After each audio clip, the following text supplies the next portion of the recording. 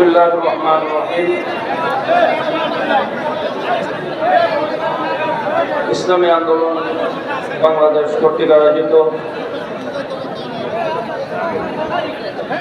দুর্নীতি দুঃশাসনের বিরুদ্ধে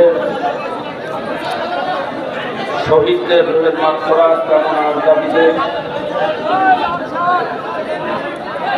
আজকে দোয়া মাহফিলের আজকের এই সমাবেশের মহতারাম সভাপতি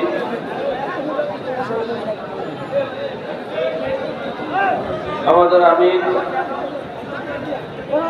হযরত মাওলানা মুফতি সৈয়দ মুহাম্মদ রেজাউল সাহেব হুজুর চরমনাই দামাত বরকাতুল্লাহ আলিয়া জাতির উদ্দেশ্যে ভাষণ দান করবেন, বক্তব্য রাখবেন সিনিয়র নায়েবে আমির হযরত মাওলানা মুফতি সৈয়দ মুহাম্মদ ফয়জুল করিম দামাত বরকাতুল্লাহ আলিয়া সহ কেন্দ্রীয় নেতৃবৃন্দ। প্রিয় ভাইয়েরা, সংক্ষিপ্ত সময় আলোচনা করতে হবে। আমি শুরুতেই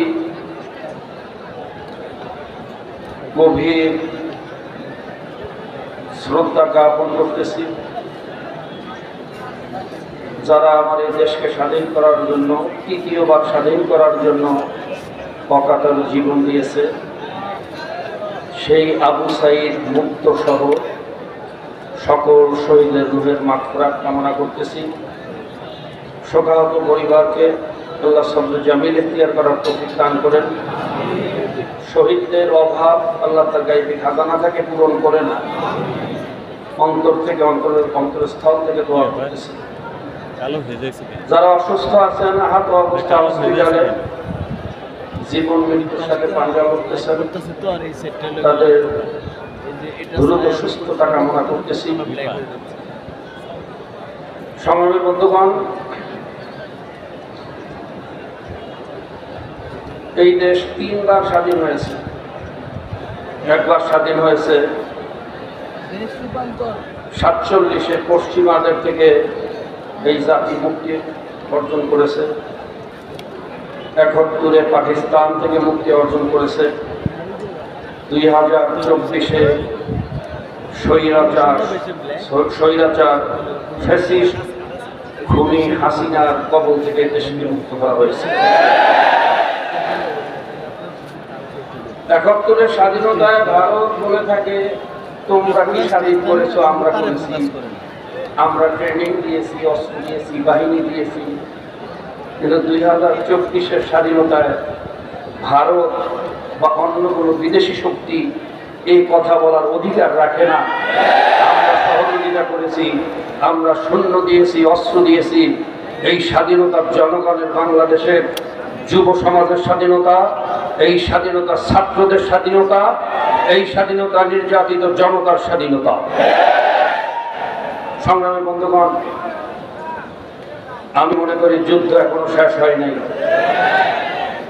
নানামুখী ষড়যন্ত্র চলতেছে, জাতীয় আন্তর্জাতিক ষড়যন্ত্র চলতেছে। আমি ছাত্র ভাইদেরকে ধন্যবাদ জানাই, তারা যে বিচক্ষণতার পরিচয় দিচ্ছে, তারা যে বুঝতে পেরেছে গতকালকে যে শপথ হয়েছে, এই শপথের পরে হাইকোর্ট, সুপ্রিম কোর্টের রিটের মাধ্যমে এই শপথকে অবৈধ ঘোষণা করে একটা অস্থিতিশীল পরিবেশ বাংলাদেশে সৃষ্টি করতে পারে।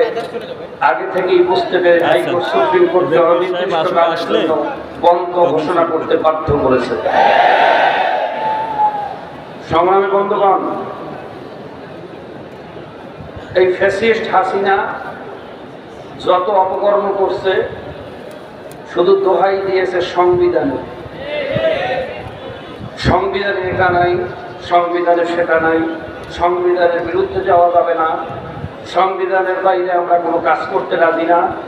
তাহলে বোঝা গেল যত সমস্যা ওই সংবিধানের মধ্যেই। সরিষার ভিতরে ভূত থাকলে ওই সরিষা দিয়ে ভূত সরানো সম্ভব হয় না। সংবিধানের ভিতরে সমস্যা আছে বিধায়ী বারবার এই 55 বছর যাবৎ বাংলাদেশে এই ফ্যাসিজম কায়েম হয়েছে, ফ্যাসিস্ট কায়েম হয়েছে, খুনি কায়েম হয়েছে, দুর্নিবার দুঃশাসন কায়েম হয়েছে। কাজী সংবিধানকে ঢালাওভাবে সাজিয়ে গুছিয়ে বিনির্মাণ করতে হবে। যেরকম কলম্বাস আমেরিকা আবিষ্কার করার পরে সেখানে কোনো সংবিধান ছিল না, সেখানে কোনো নীতিমালা ছিল না। এখন পর্যন্ত ব্রিটেনে 70% সংবিধান হলো মুখস্থ, 70% আইন হলো ব্রেনের মধ্যে, লিখিত কোনো আইন নাই। ঠিক তদ্রুপ আমরাও এই বাংলাদেশকে নতুনভাবে আবিষ্কার করেছি। আমরা এই বাংলাদেশেরও আইন, আমাদের সংবিধান আমাদের জেহেন থেকে নতুনভাবে ঢালিয়ে সাজাতে হবে। তা না হলে মনে রাখবেন, কোনোভাবে যদি এই ফ্যাসিস্ট আবার ক্ষমতায় আসে, তাহলে যারা আজকে দেশকে স্বাধীন করার জন্য যুদ্ধ করেছি তাদের বিরুদ্ধে রাষ্ট্রদ্রোহী মামলা দিয়ে আমার এই ছাত্র এবং যুবকদেরকে সবাইকে ফাঁসিতে লটকানো হবে। এই সংবিধান সেই সংবিধান, কাজে সংবিধানকে এটাকে ঠিক করতে হবে, ঢেলে সাজাতে হবে। সংগ্রামী বন্ধুগণ, যুদ্ধ চলছে, যুদ্ধ চলবে, যুদ্ধ বন্ধ করা যাবে না। যতদিন পর্যন্ত এই শহীদদের যারা হত্যা করেছে তাদের বিচার এই বাংলার জমিন আমরা না দেখব, যতদিন পর্যন্ত আমরা এই বাংলাদেশের দুঃখী মানুষের কষ্টে অর্জিত টাকা চুরি করে বিদেশে পাচার করেছে, এই পাচারকারী ডাকাতদের বিচার যতদিন আমরা এই জমিনে না দেখব, যতদিন পর্যন্ত এই খুনি হাসিনার বিচার এই জমিনে আমরা না দেখব, ততদিন পর্যন্ত যুদ্ধ বন্ধ করা যাবে না।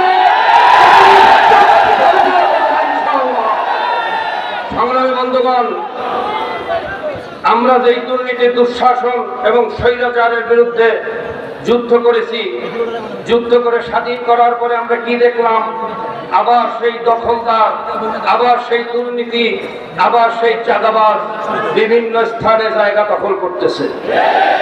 আমরা কি এই জন্য এই দেশে স্বাধীন করেছি? আমরা কি এই জন্য বুকের তাজে রক্ত ঢেলেছি? এই জন্য কি আবু সাইদ গুলির সামনে বুক পেতে দিয়েছে? না, এমন কোন সিদ্ধান্ত নেওয়া যাবে না যেই সিদ্ধান্তের কারণে আবার এই ফ্যাসিবাদ ক্ষমতায় আসতে পারে। কাজে আমি ছাত্র ভাইয়েরা, যুবক ভাইয়েরা যারা আজকে রাষ্ট্র বিনির্মাণের কাজের সাথে সম্পৃক্ত, তাদেরকে অনুরোধ করব, যতদিন পর্যন্ত এই ফ্যাসিবাদের মূল উৎপাটন করা না যাবে, এই ফ্যাসিজমকে রোখা না যাবে, ততদিন পর্যন্ত আমাদের কোনো মেয়াদ নাই। সময় যত লাগে ততদিন পর্যন্ত এই রাষ্ট্রকে বিনির্মাণের কাজে আমাদেরকে নিযুক্ত থাকতে হবে। এই আশাবাদ ব্যক্ত করে সকলকে উদাত্ত আহ্বান জানিয়ে আমার আলোচনা শেষ করছি। তার আগে একটা কথা বলবো, সর্বশেষ সবকিছু সংস্কারের পরে এই জাতিকে মুক্তি দেওয়ার জন্য একটা উপায় আমাদের আমির ঘোষণা করেছেন, সেটা হলো পিআর পদ্ধতি। পিআর পদ্ধতির ইলেকশন। আজকে আপনারা দেখেন, বাংলাদেশে যারা ইলেকশন করে 30 থেকে 35% ভোটের মাধ্যমে সরকার গঠন করে।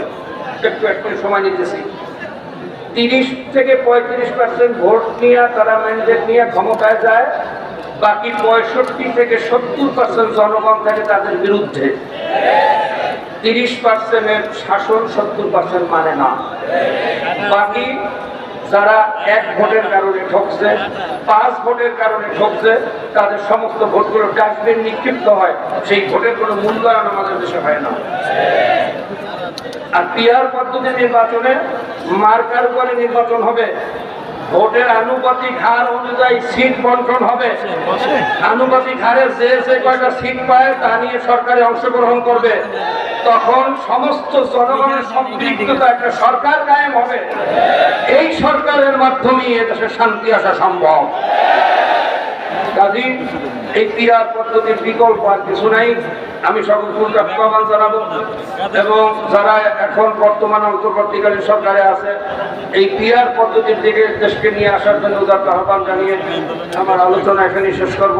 আসসালামু আলাইকুম ওয়া রাহমাতুল্লাহ।